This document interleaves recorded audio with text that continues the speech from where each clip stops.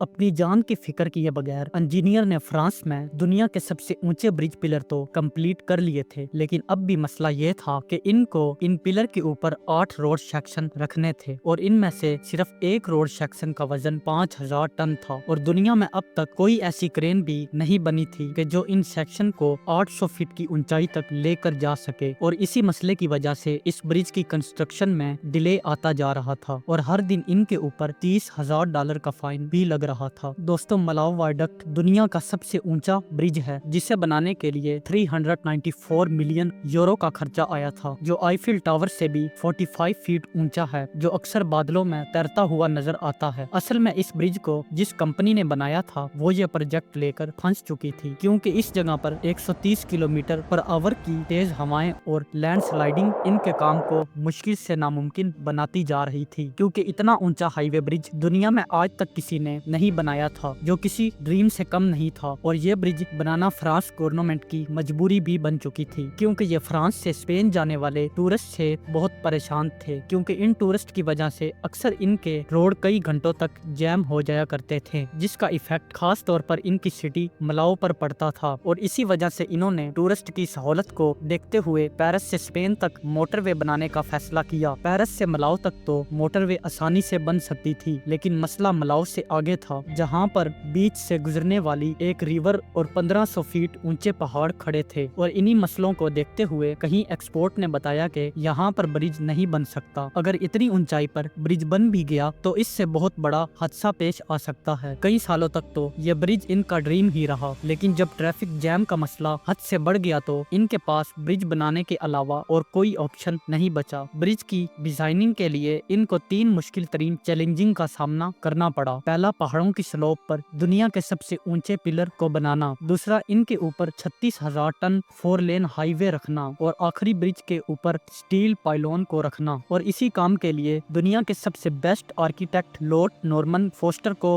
Higher किया गया, जिसका काम एक ऐसे ब्रिज को बनाना था जिसकी नजाकत एक बटरफ्लाई जैसी हो, और यही बटरफ्लाई हजारों टन वजन तेज हवाओं में भी बर्दाश्त कर सके। और इस ब्रिज में एक छोटी सी गलती भी कई इंसानों की जान ले सकती थी। कई सालों की मेहनत के बाद फोस्टर एक शानदार डिजाइन तो बना चुके थे, लेकिन मसला इस डिजाइन को हकीकत में करके दिखाने का था, जिसमें ब्रिज के टोटल 7 पिलर डिजाइन किए गए और इसके ऊपर रोड कर्व शेप में होगा। और मसला ये था कि बाकी के 6 पिलर तो स्लो पर बनेंगे, लेकिन पिलर नंबर 2 सबसे ऊंचा होगा। और इस ब्रिज को बनाने के लिए कंस्ट्रक्शन टीम को सिर्फ 4 सालों का टाइम दिया गया, और इसी टाइम के बाद हर दिन का फाइन $30,000 था। और 2001 में इस ब्रिज की कंस्ट्रक्शन को स्टार्ट कर दिया गया, जिसकी स्टार्ट पिलर की फाउंडेशन डालने से हुई। अभी काम शुरू ही हुआ था कि फिर एक नई मुसीबत इनके गले आ पड़ी। इन्होंने बताया कि इस एरिया में पत्थरों के नीचे काफी खाली जगह मौजूद हैं, जिनमें केव बनी हुई हैं, और यहाँ पर लैंडस्लाइडिंग का खतरा भी है। इन तमाम मुश्किलात के बावजूद भी फाउंडेशन डालने का काम जारी रखा, लेकिन फिर वही हुआ जिसका इन लोगों को खतरा था। पिलर की कंस्ट्रक्शन के दौरान लैंडस्लाइडिंग हुई, जिसमें इस लैंडस्लाइडिंग ने पहले पिलर की फाउंडेशन को पत्थरों से कवर कर दिया, लेकिन इनकी अच्छी किस्मत थी कि पिलर को कोई भी नुकसान नहीं हुआ। इसमें कंस्ट्रक्शन टीम ने ढलान को सीमेंट से स्टेबलाइज किया और काम को जारी रखा। और साइड पर एक फैक्ट्री को बनाया गया, क्योंकि ब्रिज के बड़े पिलर को बनाने के लिए 2 लाख टन कंक्रीट की जरूरत थी, और इसमें इस्तेमाल होने वाले सरिये की तादाद इतनी थी कि अगर इसे सीधा बिछाया जाता तो इसका डिस्टेंस चाइना से लेकर दुबई तक बनता। और यही डिजाइन इनके लिए मुसीबत बन चुका था। इनका ख्याल था कि कहीं इन्होंने ये प्रोजेक्ट लेकर गलती तो नहीं कर दी। असल में इनकी प्रॉब्लम ये थी कि इन पिलर का डिजाइन नीचे से मोटा और ऊपर से पतला था। स्टील के भारी फ्रेम से 4 मीटर की डाई बनाई जाती, फिर इसके अंदर कंक्रीट को डाला जाता, और फिर इसी तरह अगले 4 मीटर की डाई उतारी जाती। 15,000 टन की इस वजनी डाई को बार बार चढ़ाने और उतारने में ही इनका बहुत ज्यादा टाइम वेस्ट हो रहा था। और पिलर की कास्टिंग को जितना टाइम दिया गया था, इससे भी 6 महीने ऊपर हो चुके थे। इंजीनियर की प्रॉब्लम सिर्फ यही नहीं थी,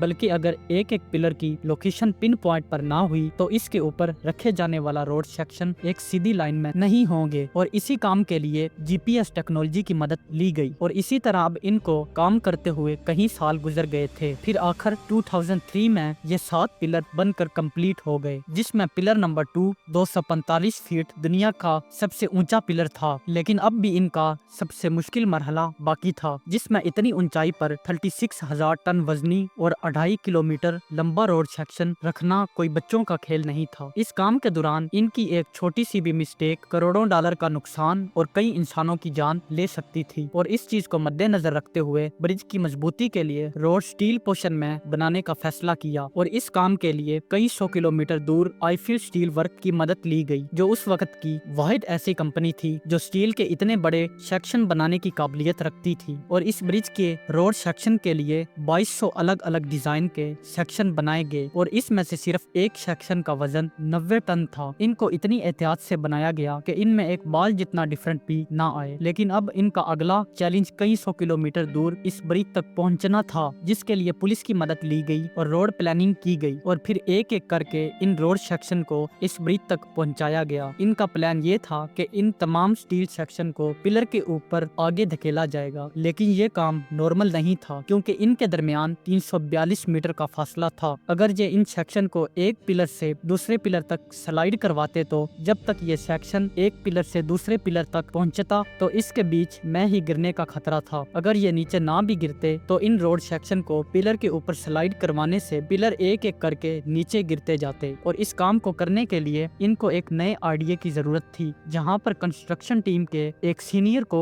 आइडिया आया तो इन्होंने बताया कि अगर एक कमजोर टेबल पर भारी बॉक्स को रखकर जमीन से धक्का दिया जाए तो पूरी टेबल साथ ही मूव करेगी, लेकिन अगर बॉक्स को टेबल के ऊपर चढ़कर धकेला जाए तो फिर टेबल को कोई फर्क नहीं पड़ेगा। और फिर इन्होंने फैसला किया कि इन पिलर के ऊपर एक ऐसा सिस्टम लगाया जाए जो इन रोड सेक्शन को उठाकर आगे पुश करे, तो इससे पहाड़ों की तरफ से लगाया जाने वाला जोर पिलर पर नहीं पड़ेगा। इस काम के लिए पिलर के दरमियान 170 मीटर के फासले पर टेम्परेरी स्टील स्ट्रक्चर भी खड़े किए गए जो रोड सेक्शन के आधे वजन को बर्दाश्त करेंगे। इस न्यू सिस्टम को इनके पास टेस्ट करने का भी टाइम नहीं था और अब दुनिया के सबसे ऊंचे ब्रिज का फ्यूचर दांव पर लगा हुआ था और यह दिन इनके लिए मोस्ट इम्पोर्टेंट दिन था जिस पर इनकी सालों की मेहनत खड़ी थी। इस नए सिस्टम के तमाम रैंप को एक स्पीड से एक साथ उठाकर आगे पुश करना था। अगर इस काम में थोड़ा सा भी फर्क आ गया तो सारा वजन किसी एक पिलर पर पड़ेगा तो जिससे ब्रिज कोलैप्स भी हो सकता था। जो सारा काम मौसम को देखकर किया जा रहा था, जिसमें वो 3 दिन सिलेक्ट किए जाते जिसमें तेज हवाओं के चलने का कोई चांस ना हो। खुशकिस्मती से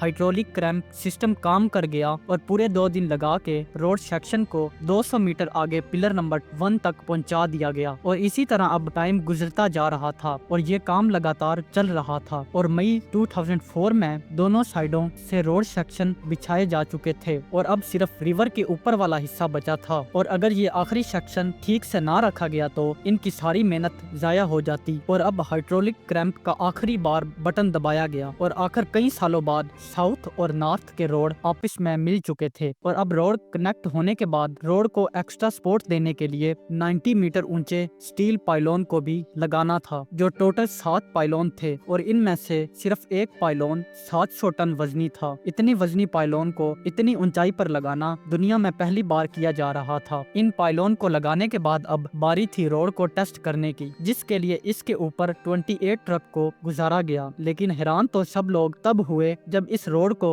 50 सेंटीमीटर झोलना था, लेकिन ये इन ट्रक के वजन के बावजूद भी 25 सेंटीमीटर तक ही झूला। और फिर आखिर इस ब्रिज को 16 दिसंबर 2004 में खोला गया, जो इंजीनियर के खून पसीने की मेहनत थी, जिन्होंने दुनिया के सबसे ऊंचे ब्रिज को बनाकर सबको हैरान कर दिया। इस तरह की इंटरेस्टिंग वीडियो देखने के लिए चैनल को लाइक एंड सब्सक्राइब नाउ।